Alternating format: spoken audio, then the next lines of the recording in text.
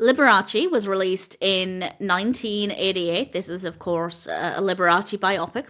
And this is not to be confused with the also 1988 film Liberace Behind the Music. That one's directed by David Green, but the one I'm talking about today was directed by William Hale and Tommy Groszman. It's written by Anthony Lawrence and Nancy Lawrence, with a cast including Andrew Robinson as Liberace. We also have Rue McClanahan, and it's because of Rue McClanahan that I wanted to watch this. I might have watched it eventually anyway, and it is basically about Liberace as an individual, his early life and his career as a pianist. And I knew the basics. I've seen at least one film about Liberace.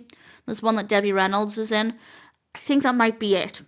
But certainly I didn't go in with no knowledge, but I would never ever say that I'm anywhere near knowledgeable about Liberace. So with that in mind, I can't say how accurate this is, but I can say that it's engaging. It's entertaining. There's a lot of variety in the narrative. We meet a lot of characters and we have a lot of different locations to keep things visually quite engaging.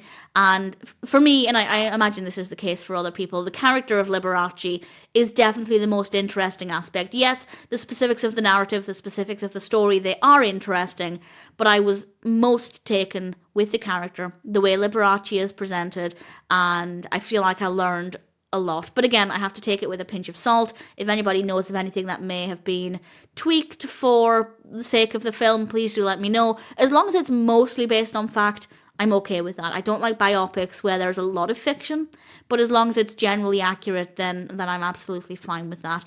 We have some great visuals with good lighting and camera work, good costumes, good use of sound, great music, of course, as one would imagine from this kind of film. And if somebody can confirm that it's fairly accurate, then I would be very happy to recommend it.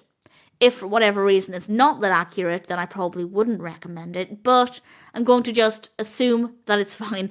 But if anybody has any more information, please feel free to share.